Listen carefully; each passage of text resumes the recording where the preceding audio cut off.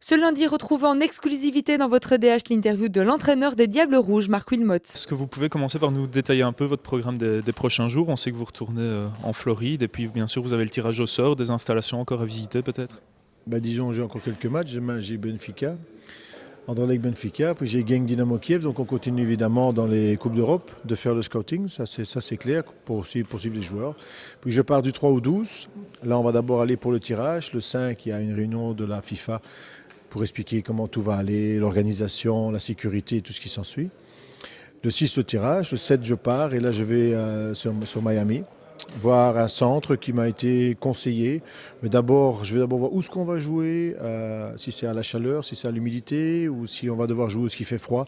Donc tout ça, c'est des paramètres qui partent après quand je reviens. J'ai rendez-vous directement avec mon staff médical pour voir par rapport au tirage, où est-ce qu'on va aller, quelle est la meilleure préparation pendant les 4 semaines de préparation, qu'est-ce qu'on va faire avec les joueurs. Donc on planifie tous les programmes actuellement.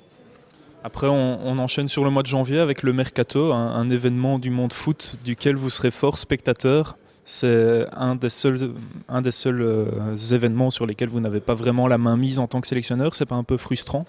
Non, pas du tout. Ça fait partie, ça c'est les règles du foot, hein. Donc ce sont les joueurs, les agents, les clubs qui font leur marché. Et puis on va voir qui va aller, où ce qu'ils vont aller, qui va bouger, qui ne va pas bouger. Mais on espère toujours que tous les joueurs dans leur destination qu'ils ont déjà choisi maintenant parviennent à percer et à avoir leur place régulièrement. Alors ensuite il y aura la Coupe du Monde avec des centaines de supporters belges qui vont vous suivre au pays, parfois au péril de leur compte en banque et de leurs économies. Vous avez quoi à dire à tous ces supporters qui vont faire le voyage avec vous? Mais écoute, qu'ils en profitent bien. Je crois que c'était un beau voyage. On s'est battu beaucoup pour le faire. Qu'ils soient surtout prudents parce que le Brésil est peut-être dangereux aussi. Qu'ils suivent bien les règles de sécurité. J'étais en Afrique du Sud aussi. Et quand tu suis les endroits où on te dit d'aller, ça va. Et sinon, c'est à tes quitter péril. Donc voilà, des villages, c'est bien. Je crois que l'Union belge fait aussi un gros effort pour essayer de rassembler les gens. Donc nous, ça nous fait plaisir qu'il y a des gens qui viennent avec nous et qui vont essayer de nous suivre dans les stades. À titre strictement personnel, vous allez devoir préparer une grosse valise de chemises blanches pour, on l'espère, faire 7 matchs sur place. Mettre une chemise blanche déjà.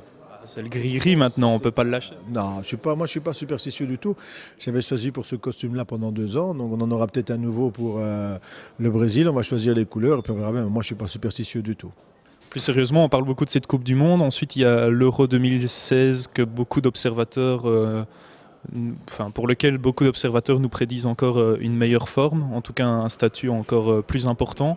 Ça vous donne peut-être envie de poursuivre l'aventure au-delà de 2014, cette génération?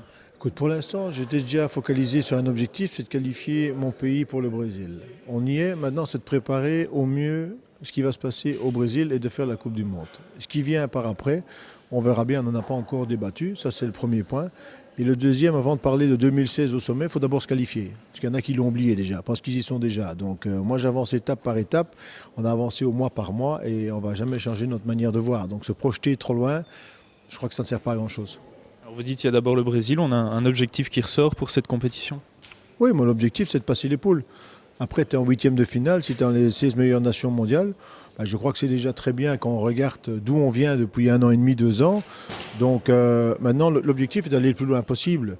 Voilà, c'est clair. Mais moi, j'en ai quand même fait 4 et sortir des poules, c'est jamais évident. Il va falloir être prêt, il va falloir se bagarrer parce que tout le monde a envie d'aller au bout, que ce soit le Honduras ou le Japon, tout le monde rentre avec la même intention. Donc il va falloir être costaud et physiquement, il va falloir beaucoup travailler.